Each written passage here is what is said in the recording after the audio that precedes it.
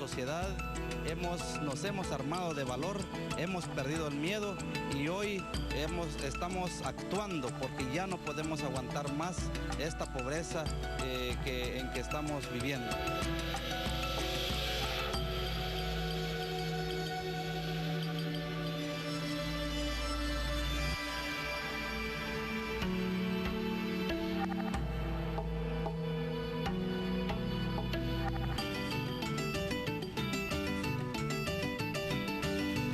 Guatemala decide y Telesur está presente. Ese país está atravesando una crisis institucional y social. Y ese país va a elecciones en medio de escándalos de corrupción en el sistema aduanero y también en el seguro social.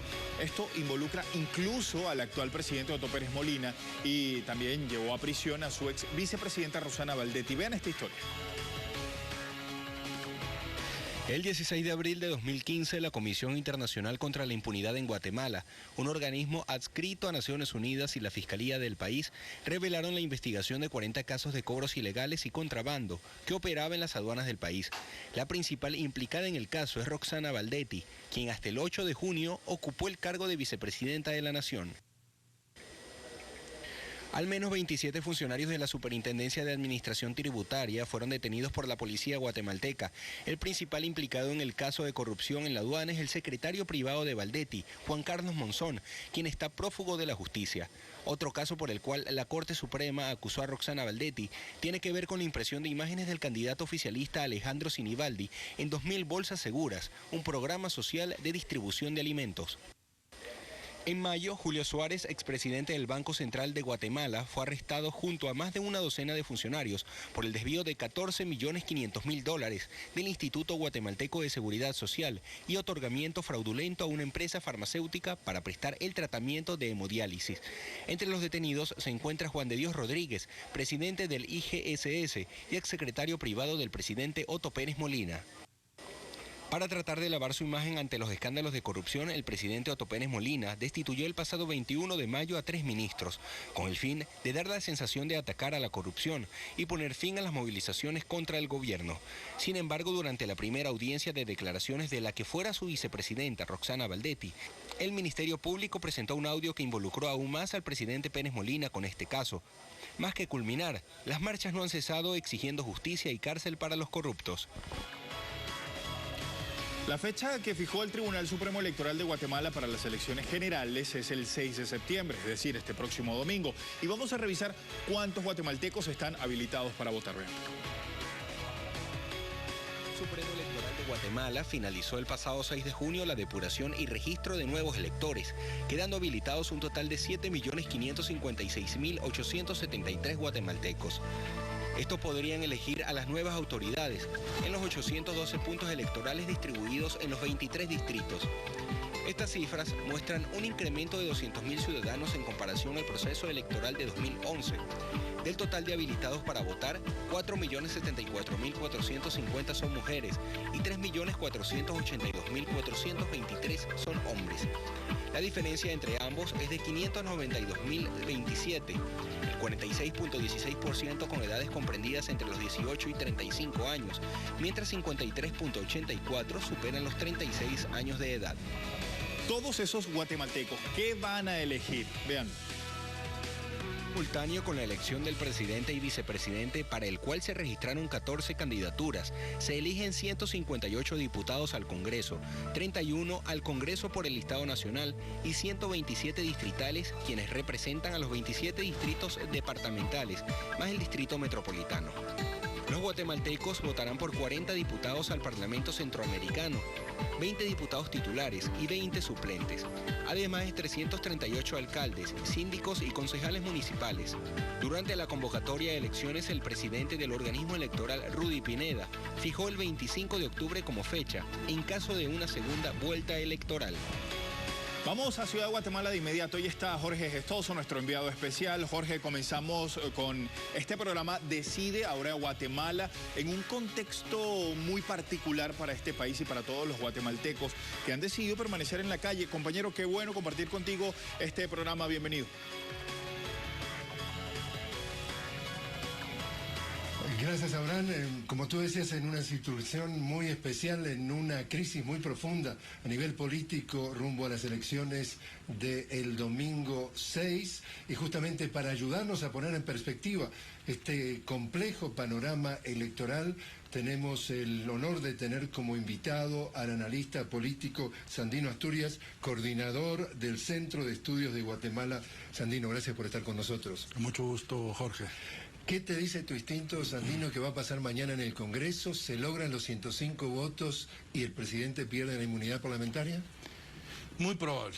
Yo creo que estamos en un momento en Guatemala donde frente al 6 de septiembre vamos a tener sorpresas, acuerdos en función de ganar esos votos que están el 6 de septiembre. Es decir, hay acuerdos, seguramente hay acuerdos previos, acuerdos, se sabe, los acuerdos entre Patriota y Líder, acuerdos de impunidad. Estamos hablando del partido de Valdizón, el líder del partido Patriota del presidente Otto Pérez Molina. Entonces, ha habido en el último año acuerdos de inmunidad, acuerdos de impunidad, acuerdos de presupuesto, acuerdos para nombrar funcionarios públicos, y este acuerdo le ha perjudicado particularmente al partido Líder, principal partido de oposición. ¿Por qué? Porque se ha sido visto, junto al descalabro del partido oficial, del partido del general Otto Pérez Molina, se ha visto involucrado como parte de ese partido oficial. Entonces, si la historia en Guatemala era, va a haber un voto de castigo contra el general y contra el partido oficial, hoy Líder está captando parte de ese, justamente de ese rechazo ciudadano, y por eso ha surgido este movimiento de que no le toca.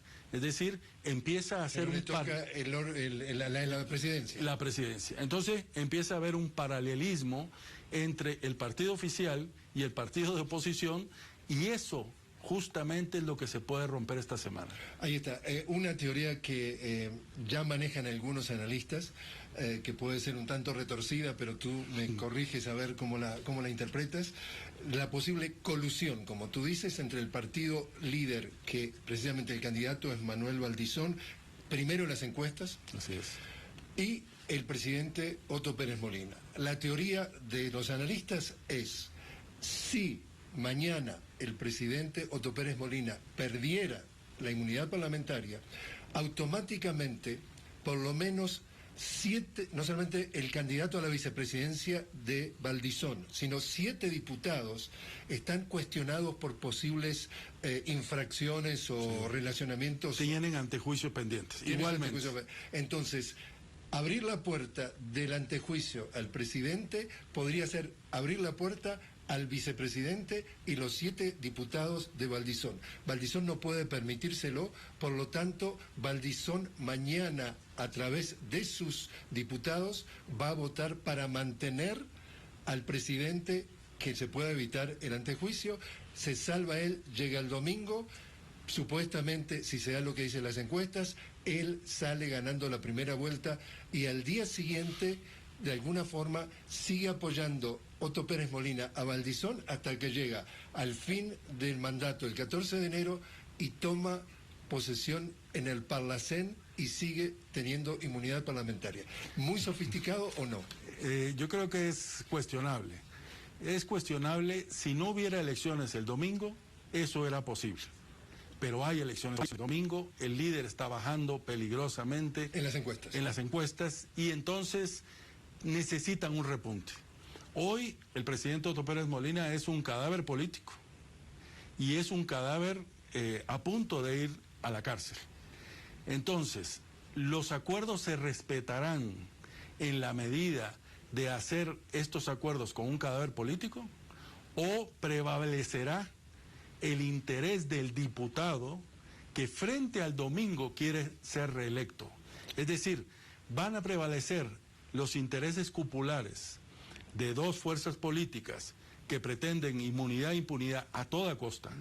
Sin embargo, lo que está ocurriendo es que este domingo tenemos exactamente, se va a definir cuántos de esos diputados serán reelectos. De los 62 diputados que representan el partido líder. Entonces, son como fases. Me parece que el Congreso ha diseñado una estrategia. El martes se va a discutir si se le retira el antejuicio al presidente. Y el jueves van a aprobar las reformas que demandan los ciudadanos. Las reformas políticas. Sí, la reforma a la justicia, la reforma a la transparencia y la reforma a la ley electoral. Eso está agendado así. ¿Qué quiere decir esto? Que el Congreso en su estrategia quiere ganar votos. Entonces, ¿qué prevalecerá?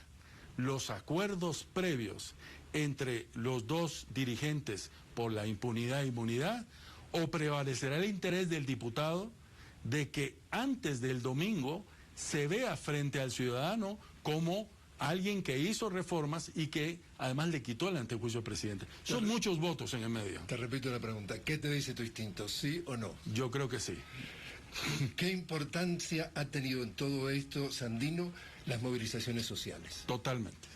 Si no hubiera habido movilizaciones sociales, no estarían agendándose las 4 reformas de las mesas, en las mesas que abrió la demanda ciudadana, y no estaríamos hablando del antejuicio del presidente. O sea, es la demanda ciudadana junto a los golpes de la justicia las que han develado un sistema corrupto, los que ha indignado a la ciudadanía y los que han puesto al Congreso en estas circunstancias. Es decir, la movilización social está haciendo historia en Guatemala. Sí, está siendo el motor que está llevando a que podamos encontrar antes del domingo posibilidades de reformar el sistema.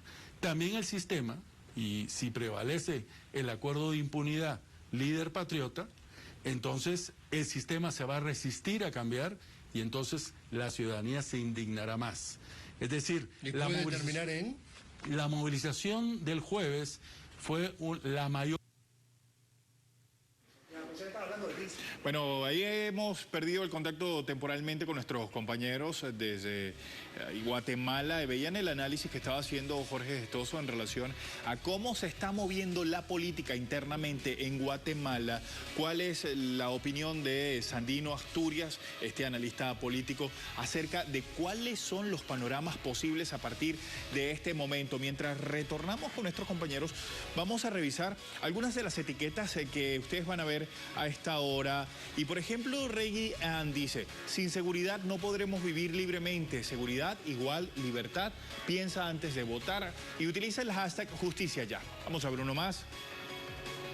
Antonio escribe: este sistema y todo lo que está pasando a Guatemala está arruinando. Queremos justicia para que esto no se siga dando. Justicia ya, dice también Antonio. Vamos a ver una más. Marcelo Santizo: el pueblo de Guatemala es quien siempre ha vivido humillado, señor Otto Pérez Molina, pero afortunadamente hoy se levantó. Justicia ya, también dice este tuit. Vamos a ver ahora el de Carlos Alberto, que escribe: justicia ya. Nadie habla del fraude electoral, así como se fraguó el fraude anterior en Fonapaz. Cada 4 años se vende el próximo gobierno. Ahí está parte de lo que se está moviendo en las redes sociales a esta hora y que compartimos con ustedes esto que está sucediendo. Bueno, vamos a finalizar este segmento de Guatemala Decide por el día de hoy. Recuerden que estaremos toda la semana con un analista para que usted conozca detalles de en qué condiciones se están yendo los guatemaltecos a las urnas a elegir a sus próximas autoridades. Vamos antes de avanzar, bueno, nos quedamos un poco más para contarles. La fecha que fijó el Tribunal Supremo Electoral de Guatemala, se los decíamos, para estas elecciones generales es el 6 de septiembre y estamos viendo cuántos guatemaltecos están habilitados para votar, y además de eso vamos a revisar más de estos elementos que nos hacen entender en qué condiciones va Guatemala a este proceso electoral. Sí, el presidente de ese país, Otto Pérez Molina, reiteró que no tuvo ninguna participación en los casos de corrupción, por lo que es acusado por el Ministerio Público guatemalteco. Vean. El Tribunal Supremo Electoral de Guatemala finalizó el pasado 6 de junio la depuración y registro de nuevos electores, quedando habilitados un total de 7.556.873 guatemaltecos. Estos podrían elegir a las nuevas autoridades en los 812 puntos electorales distribuidos en los 23 distritos. Estas cifras muestran un incremento de 200.000 ciudadanos en comparación al proceso electoral de 2011. Del total de habilitados para votar, 4.074.450 son mujeres y 3.482.423 son hombres. La diferencia entre ambos es de 592.027.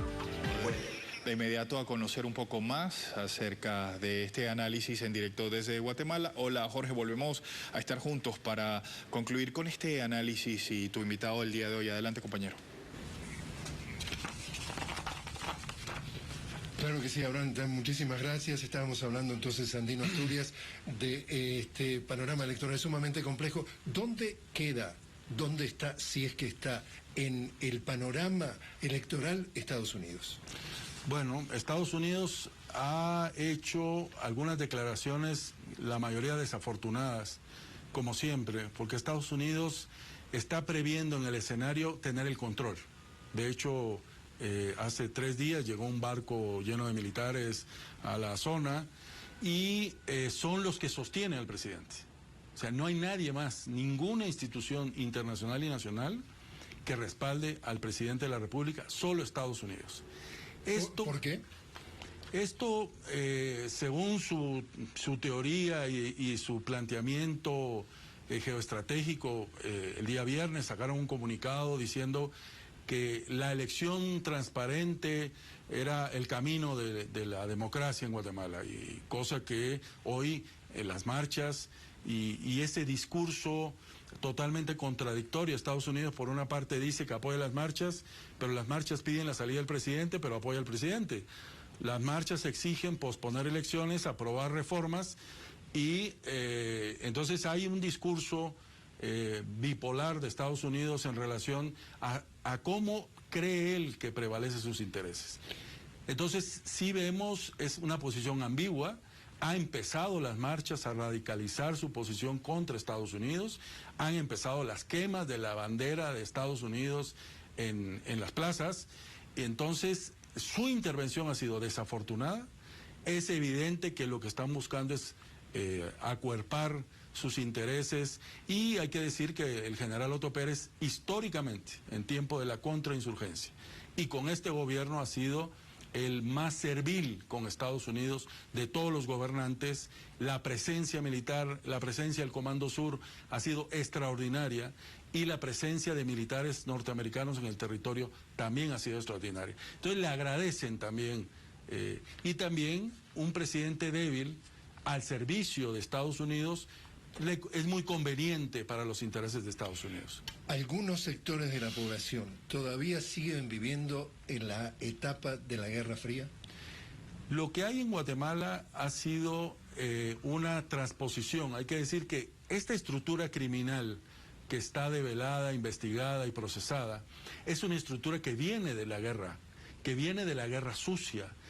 En Guatemala los militares de la guerra sucia se convirtieron al crimen organizado, se convirtieron a estructuras criminales dentro de la guerra, así como hicieron partidos políticos también. Y déjame interrumpirte allí, porque hay observadores que ven que este tema, digamos, de la defraudación fiscal, es decir, de la corrupción, algunos lo ven, algunos observadores, como que viene, como tú dices, de la etapa de la guerra. Sí, 3 generales se han disputado el control desde hace 30 años de las aduanas.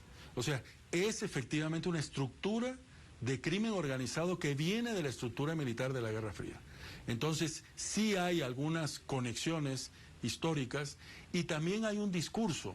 También en la Guerra Fría, en la guerra contrainsurgente, en el racismo, el tratamiento a las luchas comunitarias, el tratamiento a las luchas que ha tenido la población indígena, por ejemplo, en contra de la minería, en contra de hidroeléctricas, han utilizado instrumentos democráticos como las consultas comunitarias y han sido reprimidos. Y hay una permanente represión por parte de este gobierno con esas luchas comunitarias. O sea, todavía siguen siendo quien protesta por el mínimo de sus derechos es la amenaza roja. Y ahora además se ha criminalizado, hay varios dirigentes comunitarios presos, procesados penalmente. Es decir, por reclamar sus derechos. Por reclamar sus derechos, por luchar por un medio ambiente, por luchar por la organización comunitaria que les ha demandado una posición del Estado frente a estos proyectos extractivos que vulneran derechos fundamentales. Es decir, por algún motivo se ha dado vuelta a la marea, es decir, las movilizaciones sociales han dicho basta, hasta aquí hemos llegado con esta marginación. Sí, y con este sistema que la parte de la corrupción es el desencadenante, pero es un sistema que ha producido profundas desigualdades sociales, conflictividad social, beneficios de los de siempre. Nos convertimos en un país más desigual de lo que éramos antes, un país que crece, que tiene un crecimiento, pero que profundiza su pobreza y acumula su riqueza. Entonces, ese sistema es el que está colapsando. Un sistema político que no responde a las necesidades de la mayoría. Un sistema político que ha dado la espalda a sus pueblos originarios. Y hemos escuchado también de mucha gente por las calles que dicen ninguno, así categóricamente dicen, ninguno de los candidatos en esta elección satisfacen nuestras esperanzas de dar vuelta a la página y empezar una nueva etapa. Entonces, ¿votar por el que sea significa la prolongación de la misma agonía? Sí, digamos, el sistema está diseñado para el que más dinero tenga, y el que más infrinja las leyes electorales es el que gana. Y eso es lo que ha ocurrido en las últimas 4 elecciones. ¿Y esto es lo que podría pasar el domingo? Por supuesto. Eso va a pasar porque no hay nada que lo evite, a menos que el Congreso lea esta crisis, la entienda y la aproveche. Pero el Congreso es parte del problema y no parte de la solución. Por supuesto. Es la representación del sistema. Sin embargo, están ante la oportunidad, por conveniencia personal, de hacer algo en beneficio de las mayorías. Y ese es el gran desafío que tenemos esta semana. ¿Estará el Congreso respondiendo a la presión social o seguirá dándole la espalda al pueblo y el pueblo se lo demandará el día domingo? 2 preguntas cortas finales, Sandino. ¿Va a haber elecciones el domingo? Muy probablemente. ¿Va a haber segunda vuelta? Seguro. Vamos a seguir charlando a lo largo de la semana. Seguro. Te agradezco infinitamente, Sandino Asturias, analista político, tratando de ayudarnos a poner en perspectiva esta complejísima situación política que está atravesando Guatemala. Ahora regresamos contigo a estudios, Abraham.